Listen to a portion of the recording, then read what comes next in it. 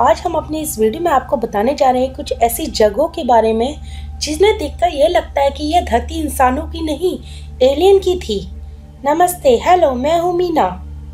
दोस्तों, यदि आपने अभी तक हमारा वर्ल्ड टू चैनल सब्सक्राइब नहीं किया है तो आप आज ही से सब्सक्राइब कर लीजिए, क्योंकि हम हर रोज एक न्यू वीडियो लेकर आते हैं। वो वीडियो आपसे मिस ना हो, इसके लिए आप उसे आज ही सब्सक्राइब कर लीजिए।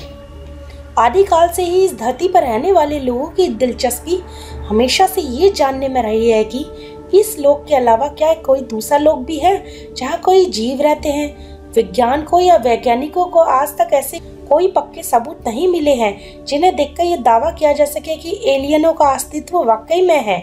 दावे प्रतिदावे तरह तरह के रहे हैं। कभी किसी अज्ञात उड़न तश्तरी देखने का दावा, तो कभी धरती पर किसी हलचल का दावा। लेकिन विभिन्न तरीके के साक्ष्य और भी हैं जो संकेत देते हैं कि हो सकता है कि एलियन होते ही हों और वो आज भी धरती पर आते हों और फिर चले जाते हों। क्या आपने कभी सोचा है कि धरती पर ऐसे कई निशान और सुराग मिले हैं जो न सिर्फ बहुत पुराने हैं बल्कि वो इतने सटीक हैं कि ये सोचना मुश्किल है कि उस काल में रह रहे लोगों ने उन्हें बनाया होगा। तो आज हम आपको कुछ ऐसी जगहों के बारे में बताने वाले हैं जिन्हें देखकर लगता है कि शायद ये धरती इंसानों की नहीं एलियन की थी। तो स्टोनहेंज इंग्लैंड के विल्टशर में चट्टानों जैसे बड़े कई चौड़े पत्थर गोलाई के आकार में खड़े हैं। शोधकर्ताओं का अनुमान है कि इसे 3000 ईसा पूर्व में बनाना शुरू किया गया था और इसे बनाने का काम 2000 ईसा पूर्व तक चला, यानी यह लगभग 5000 साल पुराना है। मध्यकाल से बना हुआ ये स्टोनहेंज हमेशा से सबके लिए एक रहस्य ही बनकर रह गया कि आखिर इसे क्यों बनाया गया था। आपस में जुड़ी और एकदम गोलाई में खड़े इन पत्थरों का राज अभी तक समझा नहीं जा सका है। कई बार इनके निर्माण को दूसरे ग्रहों के प्राणियों से भी जोड़कर देखा जाता है। स्टोनहेंज के पत्थर इतने बड़े और विशालकाय हैं कि लगता ही नहीं कि बिना पर्याप्त साधनों के इन्हें यहाँ लाया जा सकता है या इस तरीके से खड़ा किया जा सकता है। नैज़का लाइन्स, क्या आपने कभी नैज़का लाइन्स के बारे में सुना है? दक्षिणी अमेरिका के पेरू में नैज़का रेगिस्तान में कई ऐसे डिजाइन मिले हैं जिन्होंने पुरातत्वविदों को भी अचरज में डाल दिया है। ये कई तरीके की सीधी रेखाएं हैं और कई दूसरे ज्यामितीय आकार भी जिनसे पक्षियों, मनुष्यों और जानवरों की आकृति उकेरी गई है। वो इतने बड़े हैं कि उन्हें एक बार में ही ऊपर से ही देखा जा सकता है, लेकिन फिर भी इतने सटीक मानो कोई पैमाना लेकर बनाया गया हो। आपको ये बता दें कि नैज़का में 300 साल ईसा पूर्व से लेकर 800 ईस्वी सदी तक लोग रहे हैं, लेकिन ऐसे कोई साक्ष्य नहीं है कि उन्होंने कोई उड़न तश्तरी बनाई हो। इस पर एलियन विशेषज्ञों का मानना है कि एलियन वहां आते थे और ये लाइन उनके स्पेसशिप का रनवे हुआ करती थी, यानी कि ये डिजाइन एलियनों की बनाई हुई है जो आज भी है। कुछ दावे ऐसे भी हैं कि जो कहते हैं कि हो सकता है कि उस जमाने के लोगों को भी एयरक्राफ्ट जैसी चीजें बनाने का कोई आइडिया हो, इस वजह से वो रनवे वहाँ आज भी बना हुआ है। कई लोगों का ये भी मानना है कि नैज़का दूसरे ग्रहों से आने वाले एलियनों के लिए लैंड करने के लिए चुनिंदा जगह थी। ये उन्हीं का रनवे था। पुष्पक विमान, आपने रामायण और महाभारत जैसे पुराणों की कई कहानियां तो पढ़ी और सुनी होंगी। उनमें से कई कहानियों में देव या फिर असुरों के विमानों से सफर करने का जिक्र है। ऐसा माना जाता है कि वो विमान कुछ और नहीं बल्कि एलियनों के अंतरिक्ष यान थे। ये एक तरह से एलियनों की उड़न तश्तरी का संकेत होते थे। भारत में यूएफओ या फिर उड़न तश्तरी देखने का किस्सा बहुत ही कम सुनाई पड़ता है, लेकिन हमारे पुराणों में विमानों के होने को यूएफओ से जोड़कर देखा जाता है।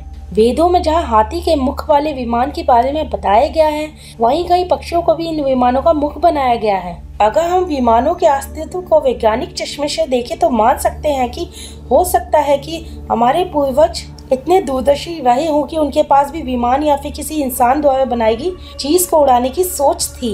ईस्टर द्वीप, पश्चिमी दक्षिणी अमेरिका के ईस्टर द्वीप या यूं कहें कि ईस्टर द्वीप का महाद्वीप सभी के लिए एक सवाल है, लेकिन ऐसी कई चीजें हैं जिनके बारे में समझाना मुश्किल होता है। चिली के द्वीप में स्थित इस जगह पर ऐसी मानव मूर्तियां मिली हैं जिनके सिर बहुत बड़े हैं।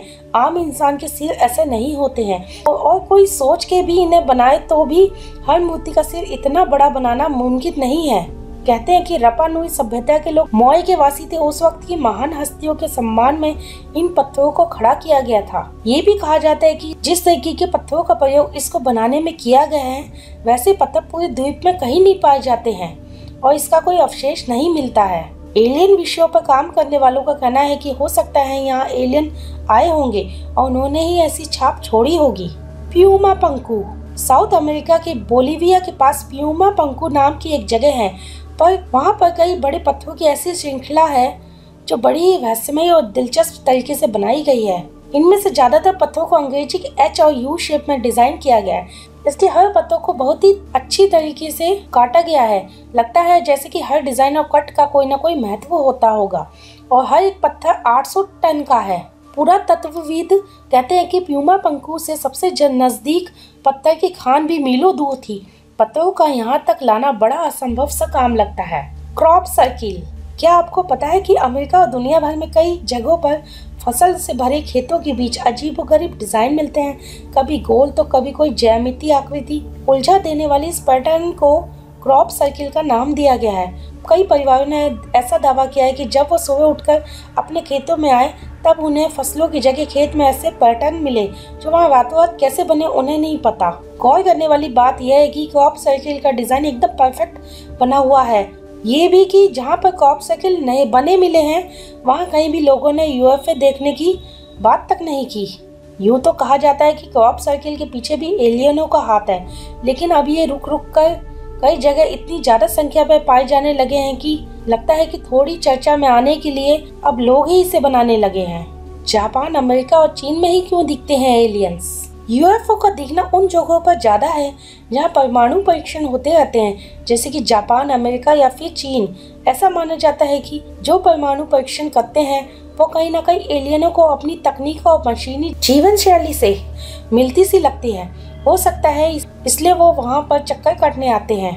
ये भी हो सकता है कि परमाणु परीक्षण के दौरान कई तरीके के परीक्षण किए जाते हैं और इसलिए वहाँ के इलाकों में यान और ऐसी कई चीजों को इंसान ही उड़ाता हो, लेकिन उसे दुनिया कुछ और ही समझती है। तो दोस्तों, आज हमने ऐसी जगहों के बारे में बताया जिन्हें देखकर ऐसा लगता है कि ये धरती इंसानों की नहीं एलियन की थी। तो दोस्तों, यदि आपको हमारा वीडियो पसंद आया हो तो लाइक जरूर कीजिए और शेयर और कमेंट्स करना ना भूलें। हमारे नए आने वाले वीडियो की जानकारी आपको ईमेल के थ्रू लगातार प्राप्त होती है। इसके लिए आप हमारे वर्ल्ड टूर चैनल को सब्सक्राइब कर लें। हमारा वीडियो देखने के लिए थैंक यू।